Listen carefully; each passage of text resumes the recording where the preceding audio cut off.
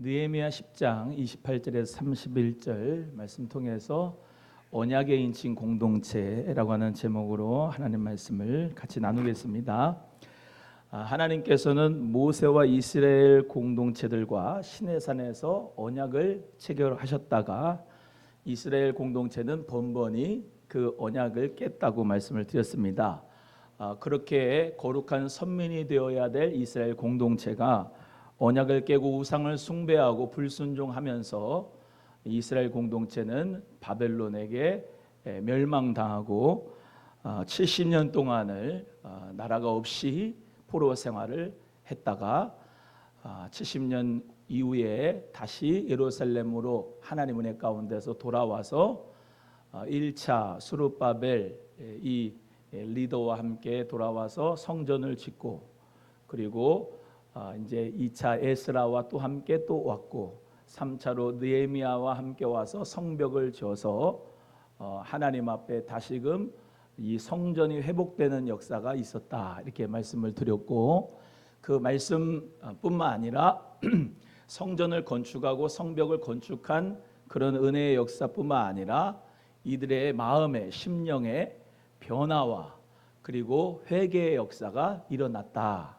그래서 참된 어떤 회개와 참된 부흥의 역사가 마음에서부터 하나님의 말씀을 순종하는 것에서부터 시작이 된 거지, 물리적인 성전과 성벽을 짓는다고 해서 하나님께서 그 물리적인 성전과 성벽을 짓는다고만 해서 기뻐하는 게 아니라 하나님의 말씀을 지키고 그 말씀의 언약을 따라가고 그 말씀대로 순종하는 그러한 그들의 결단과 새로운 각오를 통해서 제2의 언약의 갱신의 역사가 이루어지게 되었다, 이렇게 말씀을 드렸습니다. 우리 오남수망교회도 새 성전을 짓잖아요.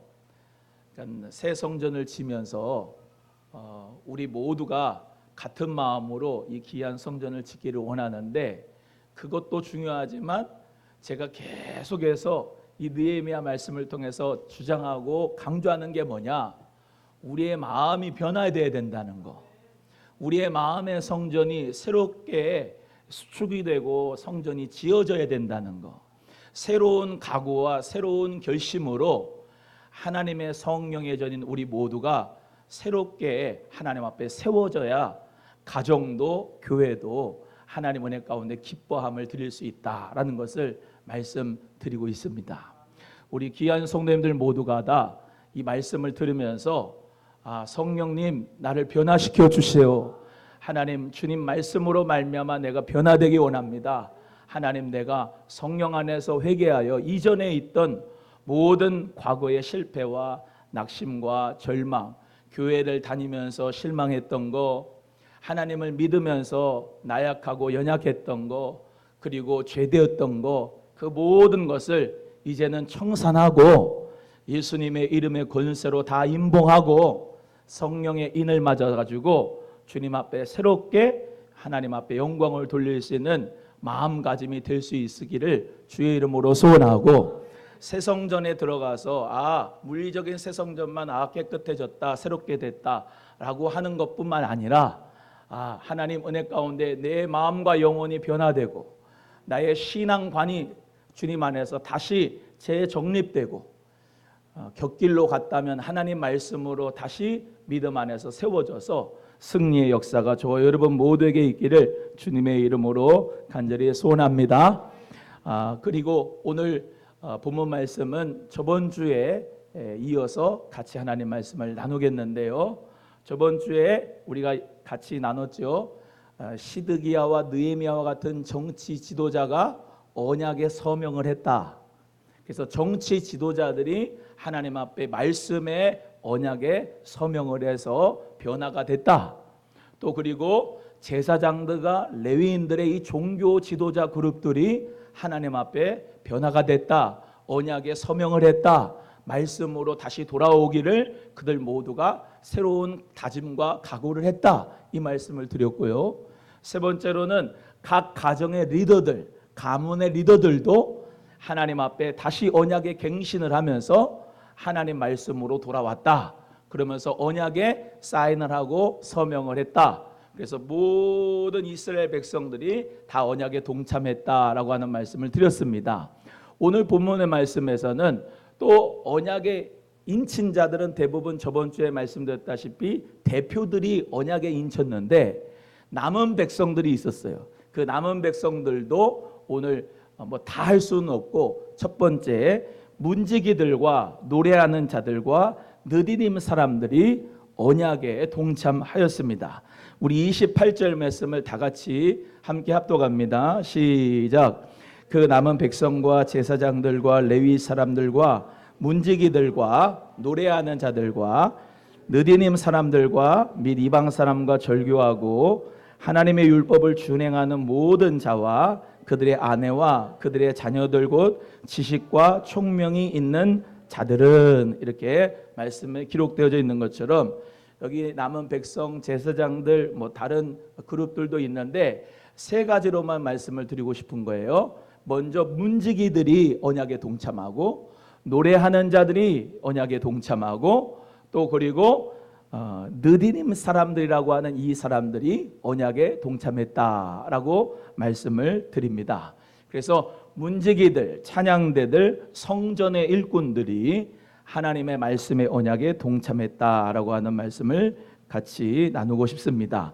먼저 여기 문지기들이 나오는데요. 문지기들은 제가 저번에 한번 말씀을 드렸습니다. 성전의 문지기들, 이 사람들은 성전에 있는 곳간, 그리고 거기에 있는 음식들을 다 관리하는 사람들이었다, 이렇게 말씀을 드렸고요. 그리고 성벽의 문지기들도 있는데 그 성벽의 문지기들은 동서남북에서 이렇게 다 있어가지고 외적의 모든 이런 적들의 침입에 깨어있는 파수꾼으로서의 사명을 감당했다, 그런 말씀을 드렸었습니다. 그래서 이 문지기들은 하나님의 성전을 보호하는, 그리고 그 하나님의 성전의 곳간을 담당하는 재정 담당자라고 말할 수 있다, 이렇게 말씀을 드렸었습니다. 신약에 보니까요, 신약에 우리 예수님께서 요한복음 10장 3절에 문지기에 대해서 이렇게 말씀하셨는데요. 문지기는 그를 위하여 문을 열고 그의 음성을 듣나니 라고 말씀하고 있어요. 문지기가 있는데 그 문지기가 그를 위하여, 메시아를 위하여, 그리스도를 위하여, 목자 되시는 예수님을 위하여 문을 연다 라고 말씀하고, 그 양들이 그 문지기 때문에 양은 그의 음성을, 예수님의 음성을, 목자의 음성을 듣는다라고 하는 것입니다. 그래서 문지기가 어떻게 해요? 문을 활짝 열어주면서 그 목자, 선한 목자가 그 양들을 잘 관리하고 먹이고, 또 그리고 다 관리할 수 있도록 문지기의 사명이 거기에 있다고 예수님은 말씀을 하셨지요. 그래서 오늘 본문의 말씀도 문지기가 나오지만 구약의 문지기는 아까 말씀드린 대로 성전의 곳간도 제산도 또 그 모든 음식들도 가지고 내어오는 그런 문지기와 같고, 또 그리고 그 모든 적들로부터 보호하는 문지기의 사명을 감당을 하고, 그리고 신약에 와서는 선한 목자이신 예수 그리스도, 그분에게 중매하는, 양들을 중매하는 그런 역할도 문지기가 한다는 것을 볼 때 우리 모두가 다 이 문지기들, 하나님 앞에 너무나도 축복을 받은 자인 줄로 믿습니다. 또 예수님께서는 마가복음 13장에서 이 문지기의 비유를 좀 하셨는데요. 사람이 집을 떠나 타국으로 갈 때에 그 종들에게 권한을 주어 각각 사물을 맡기며 문지기에게 깨어 있으라 명함과 같이 깨어 있으라, 집 주인이 언제 올는지, 혹 저물 때든지, 혹 밤중에 일는지, 다 굴 때에 일는지, 새벽에 일는지 너희가 알지를 못할 것이다, 이렇게 말씀하면서 문지기가 어떻게 해요? 그 문을 잘 관리를 해야 그 주인이 언제 올지를 알고 대비를 해서 그 모든 이런 사무들을 잘 맡아 관리를 해야 된다는 말씀을 하시면서 이 문지기가 깨어 있어야 될 것을 말씀하고 있는 것이죠. 그래서 우리 사랑하는 성도님들이 모두 다 문지기입니다. 문지기. 따라합니다. 내가 문지기다. 예, 내가 문지기가 돼서 예수 그리스도에게 양들을 정말로 이끌 수 있는 그런 문지기가 되어야 되겠고, 또 그리고 하나님의 귀한 성전에 재정을 맡은 곡간지기도 될 수가 있겠고, 또 그리고 깨어 있으라라고 하시는 말씀대로 우리가 깨어 있는 믿음으로 예수 그리스도가 다시 오실 때 우리 모두가 맞이할 수 있겠고, 그래서 문지기, 구약의 문지기, 신약의 문지기가 바로 나다라고 하는 사실을 깨닫는 은혜가 있었으면 좋겠습니다. 또 그리고 어떤 그룹이 언약의 말씀에 동참했느냐? 찬양대들, 노래하는 자들이 하나님의 말씀의 언약에 동참했다라고 말씀하고 있습니다. 이 노래하는 자들이 아무나 노래하는 자들이 되지 않았고요.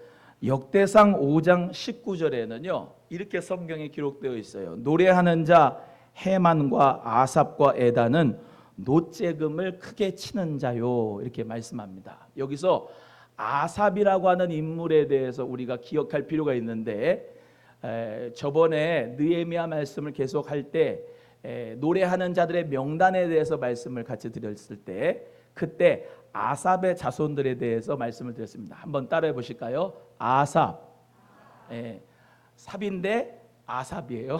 그래서 아삽이라고 하는 이분이 그 자손들이 노래하는 자들입니다. 그래서 느헤미야 7장 44절에 오늘 본문 말씀 앞쪽에 있어요. 느헤미야 7장 44절에 노래하는 자들의 명수가 나오는데 아삽 자손이 148명이요 이렇게 기록되어 있습니다. 그래서 아삽이라고 하는 사람이 노래하는 자들, 그 자손들이 언약에 동참했다. 지금으로 말하면 찬양대들, 노래하는 자들. 노래하는 게 그냥 트로트 노래하는 게 아니고, 그냥 시를 노래하는 게 아니고 신령한 노래를 불렀다 그랬어요. 역대상 25장 1절의 말씀에 다윗이 사실은 군대를 이제 블레셋 군대하고 싸우러 나갈 때 다윗 시대 때부터 노래하는 자들을 세웠어요. 그래서 다윗도 이제 하프를 수금을 켰잖아요. 그리고 다윗도 찬양하는 것을 기뻐하고, 또 언약궤가 오면은 막 춤을 추면서 참 하나님을 향하여서 기뻐하고 감사했던 찬양의 영성이 있는 사람이었잖아. 그래서 군대가 나갈 때는 항상 노래하는 자들이 나갔는데, 역대상 25장 1절에 이렇게 성경에 기록되어 있습니다. 다윗이 군대 장관들로 더불어 아삽과 헤만과 여두둔의 자손 중에서 구별하여 섬기게 하되 수금과 비파와 재금을 잡아 신령한 노래를 하게 하였다.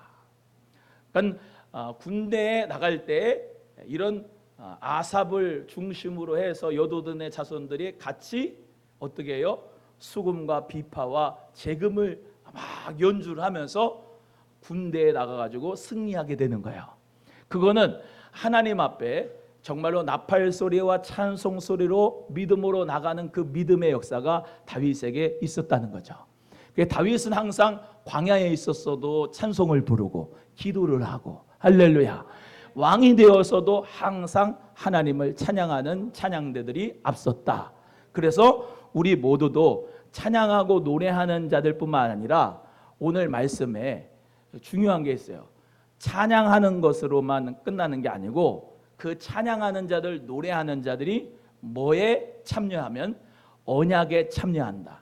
하나님의 말씀의 언약에 참여하는 자가 되어야 된다라고 말씀을 드리고 싶습니다. 여러분, 노래, 음악, 이것이 요즘 시대에 많이 사람들에게 감정을 터치하고 있죠. 근데 여러분이 꼭 기억해야 될 것은, 여러분의 감성도 참 중요하지만 여러분의 지성과 이성, 하나님의 말씀, 그 말씀의 언약에 결심하는 여러분이 꼭 되셔야 될 줄로 믿습니다.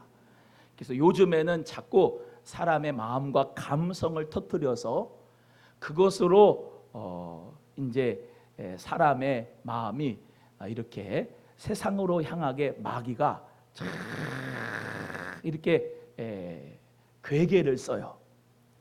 그러나 우리는 하나님 앞에 비파와 수금과 모든 노재금과 심벌즈, 모든 퉁소, 현악과 여러 악기로 하나님을 찬양하는, 노래하는 자가, 찬양하는 자가 되기를 주의 이름으로 소원하고, 그 찬양도 하나님의 말씀에 입각해서 찬송을 드려야 하나님이 기뻐하시고, 그 찬송의 가사도 하나님이 기뻐하시는 찬송을 드려야 하나님이 기뻐하시는 것을 꼭 기억하고, 우리 찬송하는 자들, 노래하는 자들, 그리고 여기 나오는 모든 언약의 인친 문지기들, 하나님을 향하여서 말씀에 세워지는 은혜가 있기를 주의 이름으로 소원합니다.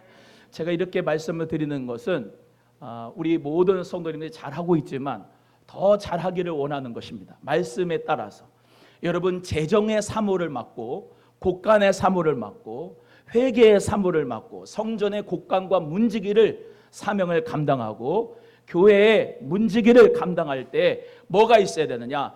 하나님 말씀에 입각해서 사명을 감당하셔야 돼요. 돈, 그 물질 때문에 하나님 팔아먹으면 안 되고, 하나님의 말씀에, 언약에 입각해서 성전의 문지기가 돼야 된다, 이 말이에요.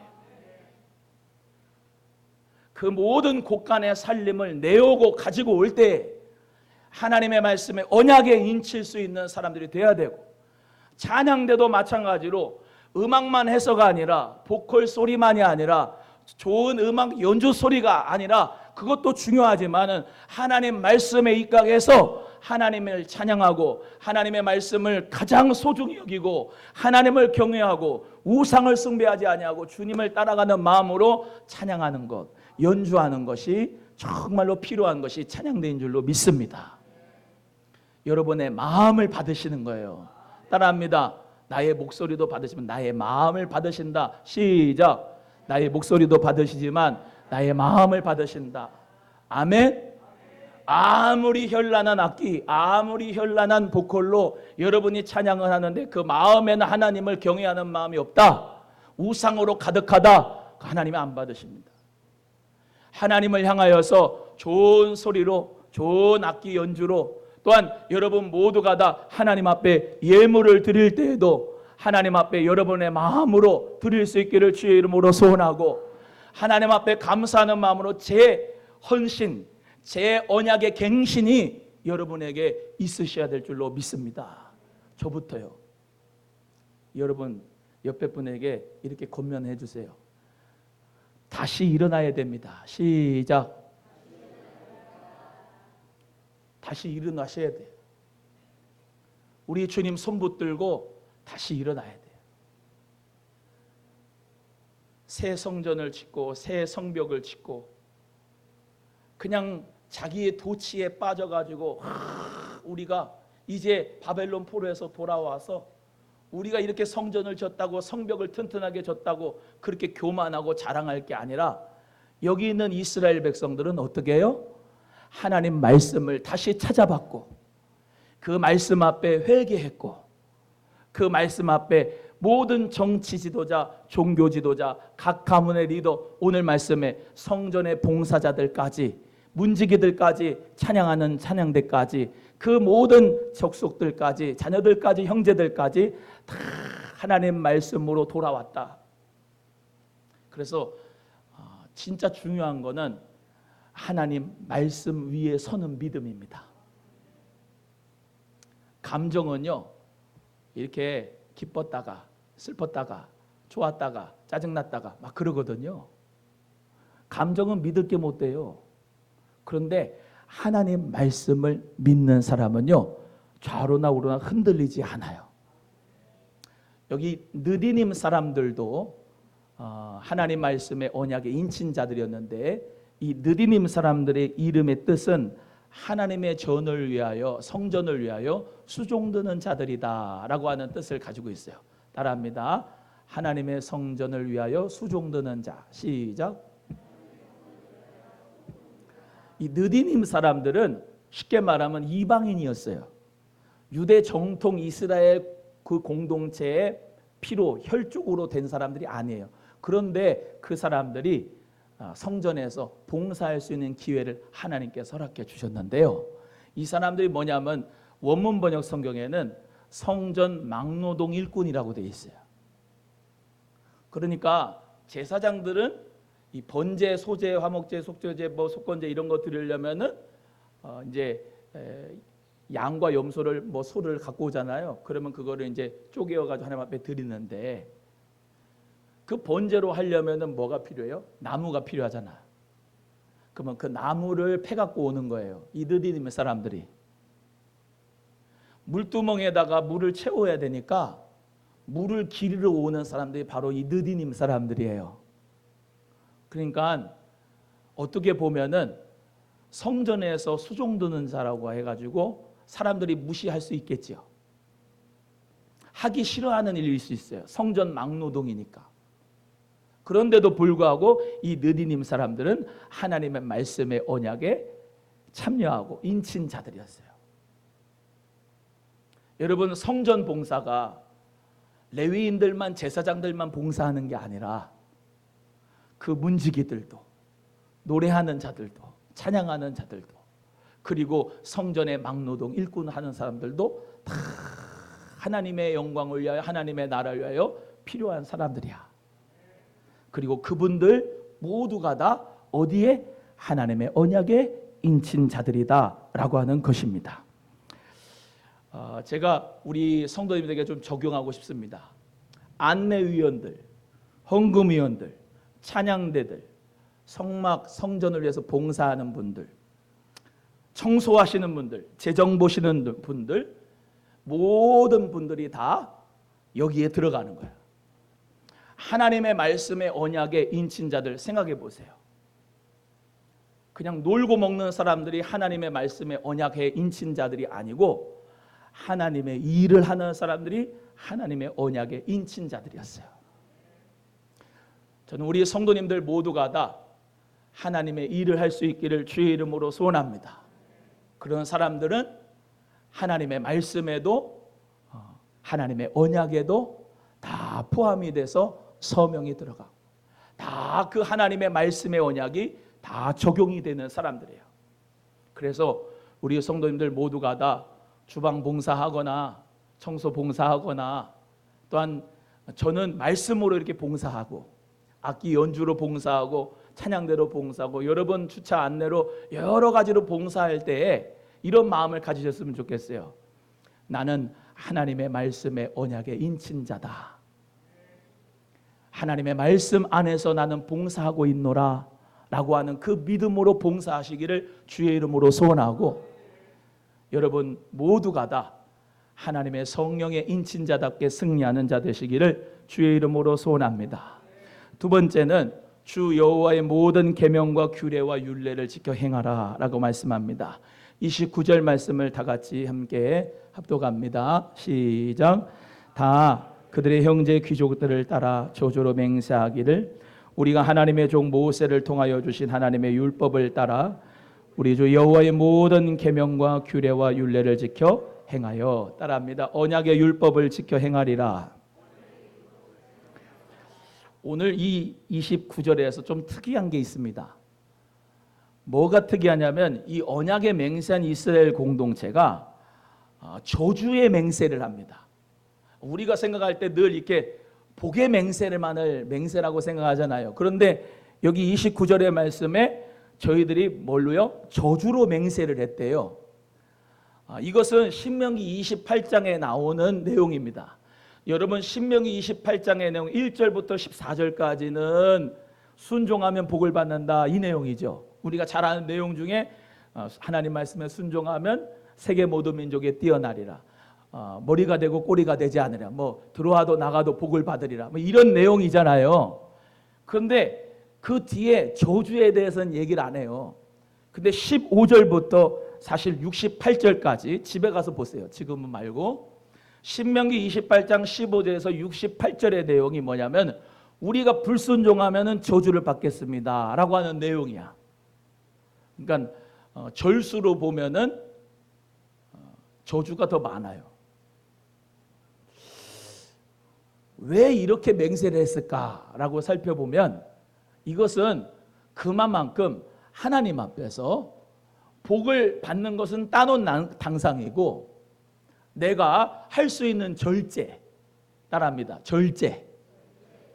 여러분, 하나님의 명령에는 하라가 있고 하지 말라가 있어요. 하라는 어떻게 해요? 능동적으로 내가 해야 되잖아요. 하지 말라는 거는 어때요? 안 하면 되지요. 이해가 되시면 아멘. 수동적이에요. 하지 않으면은 저주가 아니에요. 이해가 되시면 아멘. 그러니까 내가 죄를 짓고 싶은데 그 죄를 짓지 않으면 저주가 내게 안 임한다고. 복은 내가 능동적으로 뭘 해야지 복을 받아요.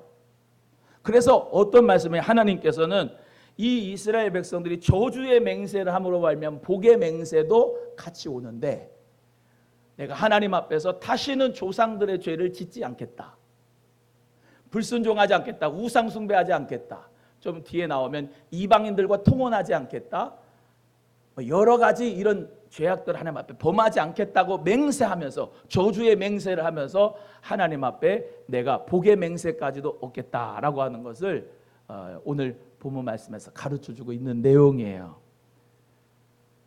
신명기 28장에 14절에서 68절까지 저주의 맹세가 있는데 여러 가지가 있지만 하나만 소개하면, 이거는 우리 민족하고 조금 적용이 되는 포인트라서 제가 이거를 써갖고 왔습니다. 신명기 28장 15절에 내가 만일 내 하나님 여호와의 말씀을 순종하지 아니하여 내가 오늘 내게 명령하는 그의 모든 명령과 규례를 지켜 행하지 아니하면 이 모든 저주가 내게 임하여 내게 이를 것이니, 그러면서 쭉 저주가 나오는데 43절에 너의 중에 우거하는 이방인은 점점 높아져서 내 위에 뛰어나고 너는 점점 낮아질 것이라. 그러니까 하나님의 말씀에 불순종을 하면은 본토배기에 원래 있던 박힌 돌보다 굴러온 돌인 이방인들이 점점 더 많아져서 여기 있는 이 유대인들 이스라엘 공동체는 점점 더 낮아진다, 이 말씀을 하고 있어요. 그래서 우리나라에 좀 적용을 한다면은, 우리나라 백성들이 하나님을 향하여서 오늘 우리 집사님 기도하신 것처럼 너무나도 죄악으로 간영하지요. 죄악이 목전까지 찼잖아요. 우리나라 너무나도 동방예의주국인데 너무 죄악으로 가득 찼어요. 근데 그 죄악으로 가득 차서 하나님 말씀에 순종하지 않고 불순종하면 이방인들이 와서 더 수가 많아져서 본토배기들은 더 점점 힘을 잃는데, 그러니까는 초점이 어떻게 되느냐면, 우리가 하나님 말씀에 순종하기를 원합니다. 그리고 말씀대로 살면은 하나님은 점점 우리나라의 민족은 번성하게 하고 축복해 주신다니까요. 저출산이 문제가 아니고 뭐가 문제냐면은 우리가 하나님의 말씀을, 그 언약을, 우리 주 예수 그리스도의 그 언약의 말씀을, 하나님 사랑, 이웃 사랑의 말씀을 우리가 지키고 순종하는 것이 중요해요. 그 말씀에 순종하고 그 언약의 인친자들이 되면은 우리부터 교회의 거룩을 넘어 일상의 거룩을 살아가는 거룩한 공동체가 저와 여러분이 가정에서, 직장에서, 삶 속에서 살게 되면은, 말씀대로 그렇게 살게 되면은 저출산 그 모든 거는 하나님이 다 책임져 주신다는 이 말이에요. 정치 지도자들이 정책을 아무리 많이 펴서 돈을 많이 쏟아부어도 오늘 이 신명기 28장 43절에 의거하면은, 너희들이 말씀을 지키지 않고 불순종하게 되면 이방인들이 와서 그 객이 너희들보다 더 번성할 것이고 너희들은 점점 낮아질 것이라고 말씀하는 것을 우리는 기억해야 됩니다. 그래서 하나님 아버지, 누구 다음 세대부터가 아니고 저는 이렇게 말씀드리고 싶어요. 여러분 지금 세대, 지금 나부터 하나님 말씀으로 돌아가자. 인간적인 생각이 아니고 선악과를 따먹는 게 아니고 내가 이게 선과 악으로 구별하는 게 아니고 하나님의 말씀으로 돌아가면 모든 상황과 환경들이 하나님 은혜 가운데서 풀어지고 열어지고 모든 매듭이 풀어지는 역사가 있을 줄로 믿습니다. 그래서 지금 필요한 우리나라의 당면한 과제는 우리 예수님 믿는 사람부터, 아멘입니까? 교회에 다니는 사람들부터 민족을 위해서 기도하고 거룩의 역사가 나의 삶 가운데 일어나도록 빛과 소금의 역할을 감당하고 여러분의 착한 행실로 하나님께 영광을 돌리는 그런 믿음의 사람이 되셔서 여러분의 직업 속에서, 여러분의 삶의 모든 상황 가운데서 하나님의 말씀 앞에 서는, 그리고 그 두려워하고 공허하는 마음, 경외하는 마음으로 여러분의 삶을 하나님의 언약의 인친자들로 사는 우리 모두가 될 수 있기를 주의 이름으로 소원하고, 그럴 때 우리 하나님께서는 이 나라 민족 정말로 일본의 압제 가운데 36년 동안의 고통받은 가운데서 하나님이 해방시켜 주셔서 하나님 은혜 가운데서 헌법, 국회의원, 또 의회 처음 시작할 때 기도로 시작하셔서 이 나라 축복의 건국을 허락하시고, 또 정말로 50년의 6.25로 말미암아 완전히 폐허되던 이 나라를 하나님이 한강의 기적을 세우셔서 하나님이 축복하신 것은 다른 게 아니라 하나님의 말씀에 똥 맞은 그런 백성들의 삶으로 기도하시고 말씀으로 돌아가려고 하시고 회개하면서 우리 모두가 다 그런 거룩한 공동체가 되었기 때문에 하나님께서 축복하신 줄로 믿습니다. 여러분, 제가 어저께 통계자를 봤는데 참 놀란 게 있어요. 여기 보세요. 미국에는 52개 중에 25개의 주가 대마초를 피워도 된다라고 하는 마약 합법화를 했습니다. 독일, 룩셈부르크 같은 유럽의 대부분의 선진국들이 다 대마초법을 다 합법화시켰어요. 대마를 먹어도 되고 써도 된다. 태국도 마찬가지. 그게 왜 그렇냐고 그랬더니 법의학자가 이런 얘기를 해요. 대마를 하도 많이 펴서 그 핀 사람들은 다 감옥에다가 넣을 수 없으니까, 죄인들이 너무 많으니까 그 법을 느슨하게 만들어가지고 풀어버린 거예요. 우리나라가 간통죄가 없어진 게 너무 바람피는 남자 여자들이 많으니까 다 집어넣을 수가 없으니까 풀어버려서 유책이니 뭐냐가 민법으로 서로 돈으로 소송하게 만든 게 바로 거기서부터 시작된 것. 마찬가지로 이것도 마찬가지로 너무 사람들이 죄를 관영하게 하나님 목적까지 하니까 일반 법으로 안 되는 거예요. 다 풀어주는 거예요. 그래도 우리나라는 대마초가 마약이 합법화가 안 됐어요.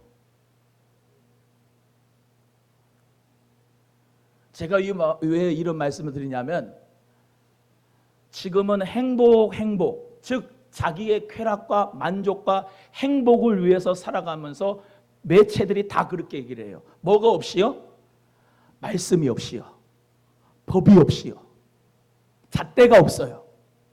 그래서 자기 마음대로 살아가요. 그런데 지금 회복돼야 될 게 뭐냐면은 하나님 말씀이 다시 바로 세워져야 돼요. 하나님의 진리가 바로 세워져야 돼요. 그래서 그것이 하나님 말씀의 진리에 나의 행복이 반하면 나의 행복을 진리에 포기할 수가 있어야 돼요. 그게 믿음이에요.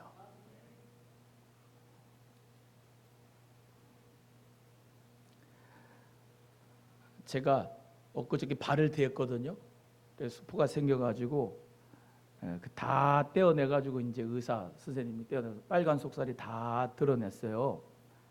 그래서 이제 이 프라이팬에다가 기름을 해가지고 하다가 엎어가지고 제가 손이 조금 현찮지 않습니까?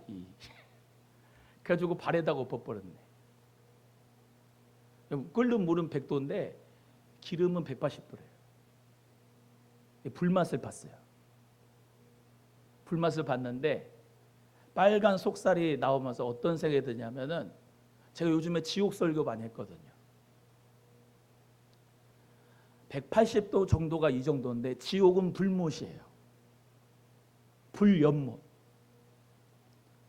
정신이 바짝 들면서 난 지옥 가면 안 되겠다. 또 우리 성도들도 지옥 가면 안 되겠다. 절대로 지옥 가면 엄청나게 아파요. 고통스럽고.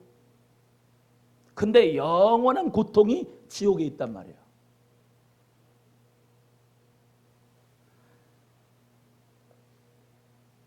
그러면서 제가 집에 있으면서 다큐멘터리 하나 봤어요. 유관순 8.15 광복을 마쳐서 나도 하나 영화를 보자 해가지고 봤는데, 유관순 열사가 서대문 형무소의 7호 감방에 들어갔어. 거기에 갔는데 1919년도 3월 1일에 들어가가지고 1920년도까지 고문을 당하는데,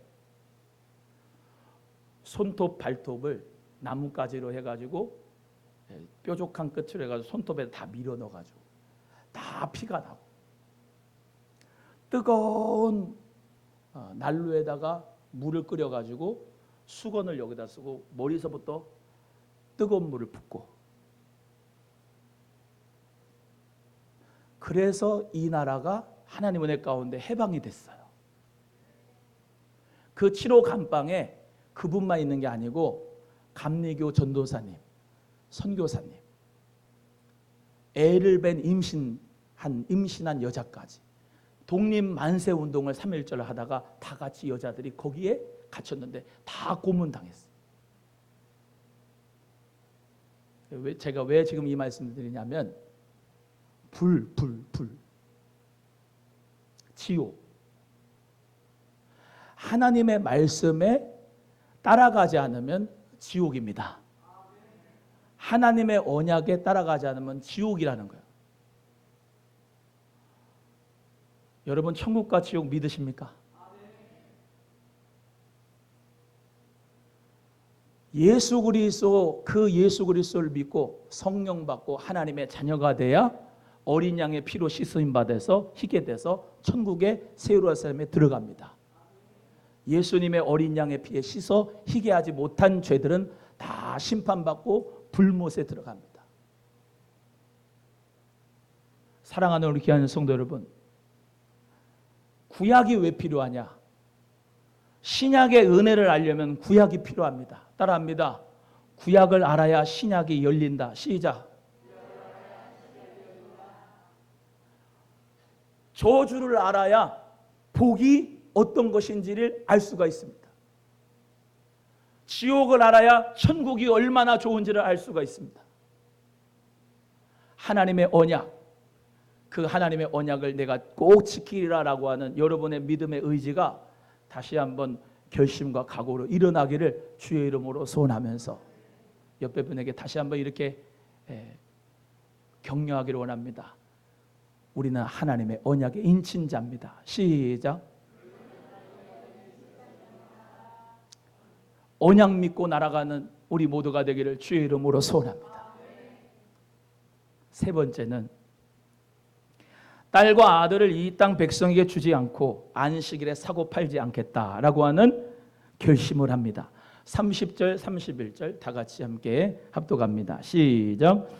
우리의 딸들을 이 땅 백성에게 주지 아니하고 우리의 아들들을 위하여 그들의 딸들을 데려오지 아니하며, 혹시 이 땅 백성이 안식일에 물품이나 온갖 곡물을 가져다가 팔려고 할지라도 우리가 안식일이나 성일에는 그들에게 일곱째 해마다 땅을 쉬게 하고 모든 빚을 탕감하리라 하였다. 할렐루야.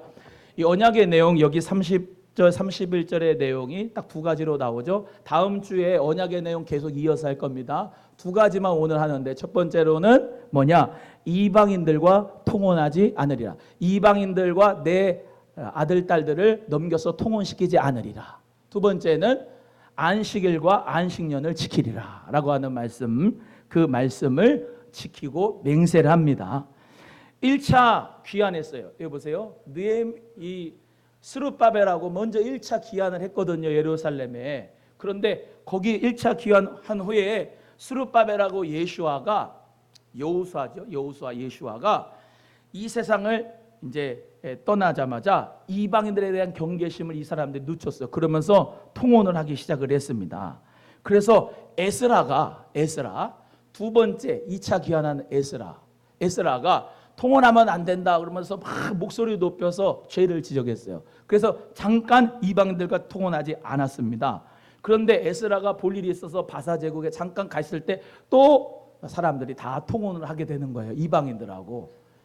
그 이방인들하고 통혼하는 게 왜 문제냐면 이방 나라의 문화를 들여오게 되고 우상을 숭배하는 게 문제였어요. 그래서 하나님께서는 절대로 이방인들과 통혼하지 말고 거룩한 선민 공동체가 되라고 말씀하셨는데 이들이 그렇게 통혼을 하면서 혼합주의가 된 거예요. 그래서 이 지금 사람들이 모두 다 어떤 언약의 내용에 사인을 했다고요? 우리가 이방인들과 통혼하지 않으리라. 하다못해 제사장들 그룹까지 그 이방인 여인들 남자들하고 자식들을 결혼시켰어요. 그래서 에스라, 느헤미야와 모든 백성들이 하나님 앞에 회개한 거예요. 다시 그러지 않겠다. 또 두 번째는 하나님 앞에 안식일을 안 지켰어요. 안식년을 안 지키고 오늘 본문 말씀에 나온 대로 원래 안식년 7년째가 되면은 종들은 다 풀어주고요. 다 그 빚을 탕감해 줘야 되는데 계속 그 빚을 탕감해 주지 않고 자기가 계속 그 채무를 갖고 있는 거예요. 그 빚을 빌려줬는데 그걸 계속 갖고 있는 거예요. 그러니까 어떻게 해요? 못 사는 사람은 계속 못 살고 빚 있는 사람은 계속 빚 있고 힘들고 어렵잖아요. 그런데 안식년의 법은 뭐예요? 안식일에는 뭘 사고 팔지 말아라. 따라합니다. 사고 팔지 말아라. 뭘 사고 팔지 말아라. 안식일의 법이에요. 안식년은 너 빚진 사람들 6년 동안 그거는 빚은 해결하는데 그거 7년째는 다 탕감해줘라. 그게 하나님의 법인데 이 하나님의 율법을 지키지 않았던 것을 회개하고 이 이방인들과 통혼하지 않겠다. 그리고 안식일과 안식년을 지키겠다라고 하는 법을 모두가 다 지키겠다고 언약의 내용에 맹세한 거예요. 그거를 신약으로 갖고 와 볼게요. 구약에는 그런 안식일, 안식법, 안식년에 대해서 말씀하고 있는데 예수님께서는요 안식일 날 보리 비벼가지고 말이죠 이 떡해가지고 제자들하고 먹었어요. 그랬더니 막 사람들이 제자들하고 예수님을 막 욕했어요. 그러니까 예수님이 뭐라고 하냐면 인자가 안식일의 주인이라고 말씀하세요. 따라합니다. 인자가 안식일의 주인이다.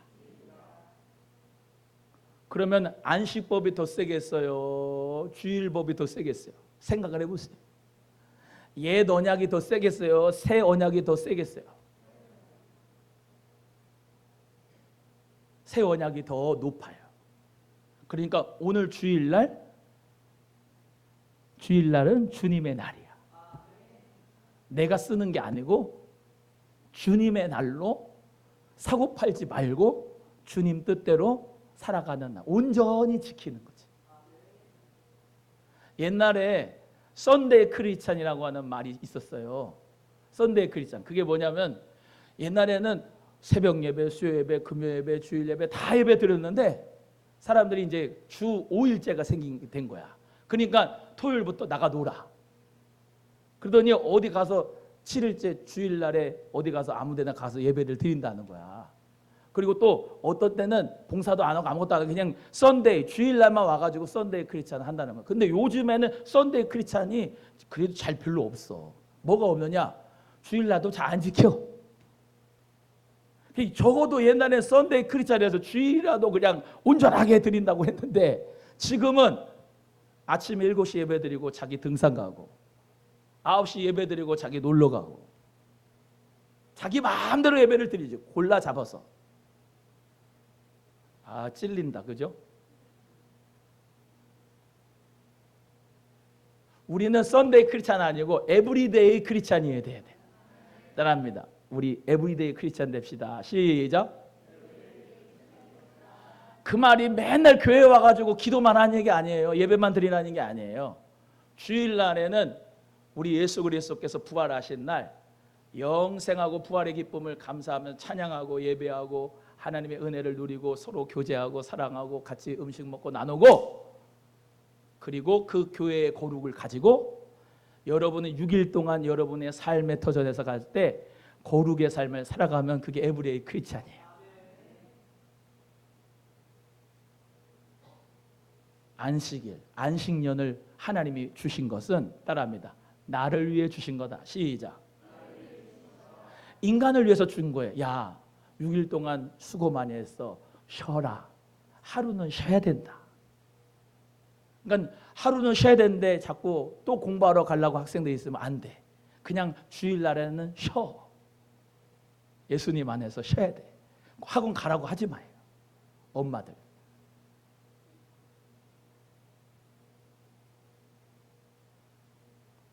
여러분, 하나님 말씀 가운데서 우리 모두가 또 하나는요, 이 결혼 얘기 좀 하고 싶습니다. 결혼. 첫 단추를 잘 끼우는 결혼이 돼야 되는데요. 첫 단추가 잘못 끼우는 결혼이 되면은 평생, 그래요. 예수님 믿는 사람과 결혼을 해야 되는데 예수님 믿는 사람하고 결혼하고 안 하잖아요. 그러면 항상 시험이 평생 됩니다. 예를 들어 볼게요. 예수님 안 믿는 여자야. 주일날이 딱 돼서 오빠 나랑 오늘은 교회 가지 말고 놀러 가자. 그럼 이 오빠가 남편이 그래. 맨 처음에 안 된다 그랬지. 안 돼. 나는 하나님 앞에 예배 드리는 사람이야. 아, 오빠 그러면 넘어간다고. 자기는 교회에 누구 좋아하는 사람 있어? 왜 맨날 교회만 가가지고 살아? 교회 지긋지긋해 죽겠네. 웃는 분들 몇 분 있나 봐. 첫 단추를 잘 껴야 돼요. 그래서 우리 목사님들끼리 결혼을 뭐라 그러냐면은 서로 마주 보는 게 아니고 한 방향을 향하여 한 곳을 보는 것이다. 좀 이해가 되시는지 모르겠어요.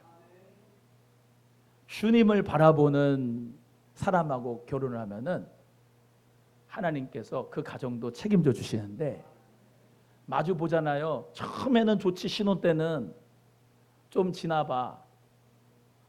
부인이 막 그냥 김치 퍼먹다가 고춧가루 여기 끼고 막 방구 끼고 막 그러면 저게 내가 연애한 사람 아닌데 저렇게 더럽나 그러고 펑퍼지만 옷 파자마 같은 거 입고 막 런닝 같은 거 입고 막 그냥 내 옷도 자기가 입고 막 그냥 그러면서 그냥 누워 있고 막 그냥 침 지지 흘려가지고 여기 침 묻어 있고 막 그거 보면은 원래 내가 사랑했던 사람이 맞나 그런다니까. 마주 보는 거는 한계가 있어요. 그래서 한 곳을 바라봐야 돼요. 우리 주님을 바라보는. 이방인들과 통하는 말하는 여러 가지 의미가 있는데요. 저는 삼손하고 드릴라 얘기하고 끝나고 싶습니다. 삼손하고 드릴라. 삼손, 사사기 16장에 나오는데 이 삼손이 나실인이었죠. 따라합니다. 나실인인데 이 나실인, 나사렛 다 똑같은 말인데 그건 구별했다, 선별했다 이런 말인데 나실인 세 가지를 하지 않아요. 첫 번째, 머리에 삭도를 대지 않고, 두 번째, 포도주, 술을 먹지 않고, 세 번째, 시체를 가까이 하지 않아요. 이게 나실인의 법이에요. 근데 이 삼손이요, 그 힘이 엄청나게 세니까 어딜 가든 영웅이야. 그래가지고 들릴라라고 하는 이 요망한 여자가 이 삼손에게 다 붙었어. 이 삼손이 들릴라를 볼 때 사사기 16장에 쭉 보면은 그 여자를 너무 사랑했다는 말이 나와요. 너무 사랑했어요. 근데 이 여자가 블레셋 방백에 의해서 꼬임을 당했어. 거래를 한 거죠. 야, 은 1,100개를 줄 테니까 저 삼손의 힘이 어디서 나오는지 알아내라. 그래가지고 들릴레가 오빠는 힘이 어디서 나와? 물어보는 거예요. 그거는 말이지 활줄, 새 활줄 7개, 그 7개를 나를 묶으면은 내가 힘이 빠져. 그런 거예요. 그래가지고 이 여자가 들릴라가 신났어. 1,100개, 은 1,100개 얻을 생각을 하니까 새 활줄로 7개를 묶었는데 삼손이 우악 해가지고 풀러버려. 오빠 미워? 나한테 거짓말하고 그러면서 다시 물어봐요. 오빠 힘은 도대체 어디서 나온지 알려주라고. 그러니까 이 삼손이 한 번도 사용하지 않은 새로운 밧줄로 나를 묶으면은 내가 힘이 빠질 거야. 나는 그거 못 풀러. 밤에 삼손이 자는데 또 들릴라가 와가지고 새 밧줄로 7개로 다 묶었는데 또 풀러버리는 거야. 그러니까 들릴라가 이제 성질이 난 거죠. 그러니까 여자들은 참 여러 가지야, 여러 가지. 그러니까 달랬다가 올랬다가 삐졌다가 막 하여튼간 여러 가지인데 우리 성도님들은 안 그런 줄로 믿어요. 들릴라 같은 여자가 막 이제 성질을 내는 거예요. 오빠랑 이제 안 사귈 거야. 이제 끝내. 나를 못 믿지? 그러면서 끝내자고. 어떻게 힘이 나는지 알려줘야지. 안 알려주고 나는 못 믿는 거지? 막 그러면서 막 임병을 하니까 가르쳐줄게.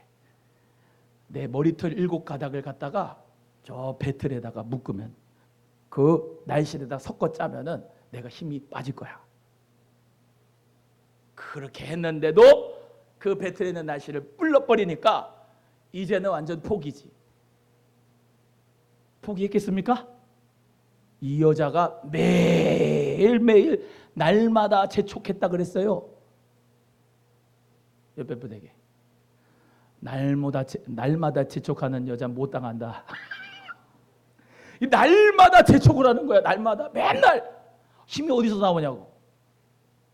힘이 어디서 나오냐. 삼손이 뭐라고 그러냐면요, 성경에 이렇게 되어 있습니다. 마음이 번뇌하여 죽을 지경이다. 맨날 오빠 주일날 나랑 놀러 가자. 한 번, 두 번은 거절할 수 있어요. 매 주일마다 그래봐. 마음이 번뇌하는 거야. 죽을 지경이 되는 거야. 알려주는 거예요. 앉아봐. 내가 진심으로 얘기해 줄게. 믿은 거야 이 들릴라를. 삼손이 멍청하게. 나실이는 머리를 밀면 힘이 빠져. 저도 머리가 빠져서 힘이 빠지나 봐요. 머리를 밀면 힘이 빠진대. 머리를 밀면 힘이 빠진대. 그렇게 얘기를 들리려고 하니까 사사기 16장에 보시면은 여호와께서 그를 떠나셨다 그래요. 여호와께서 그를 떠나셨다. 자, 잘 보세요. 이 삼손은 평생 무슨 법을 지키고 살아야 돼요? 나실인의 법을 지키고 살아야 돼요. 그게 이 삼손이 사는 방법이에요. 이게 그의 능력이에요. 그의 정체성이에요. 이해가 되시면 하면. 하나님의 자녀는 거룩이 정체성이에요. 하나님의 자녀는 하나님의 말씀이 곧 그의 법이 돼야 돼요. 아멘. 그 법을 떠나니까 하나님도 그를 떠났다. 우리가 잘 아는 대로 그가 눈 뽑히고 그가 마지막에는 맷돌 가면서 고통을 당하면서 감옥에 갇혔잖아요. 여러분, 하나님의 말씀, 그 하나님의 말씀을 우리 모두 다 소중히 여기고 그 말씀의 언약에 성령의 인친자답게, 여러분 제가 늘 말씀드리죠. 예레미야 31장 31절에 히브리서 8장 5절 이하에 하나님의 법이 어디에 있다고요? 여러분 속에 있다고요. 마음에. 할렐루야. 하나님 사랑, 이웃 사랑을 어디다 기록하셨다고요? 성령 받은 사람의 마음에. 그래서 성령님이 진리의 영이라 가르쳐 주실 거예요. 하나님의 그 말씀대로 우리 모두 다 순종하며 진리를 따라가는 성령의 사람 되기를 주의 이름으로 간절히 소원합니다. 말씀을 맺겠습니다. 요한계시록 21장 2절에서 9절의 말씀대로 거룩한 성 새 예루살렘 그 들어가기 위해서 단장한 어린 양의 아내를 예수님의 신부라고 말합니다. 예수님의 신부로서 우리 모두가 하나님 말씀, 그 말씀의 진리를 따라가서 순결하고 정결한 하나님의 신부가 돼서 다 하나님 나라 들어가기를 주님의 이름으로 간절히 소원합니다. 우리 찬송하겠습니다. 우리 찬송하는데요. 주의 약속하신 말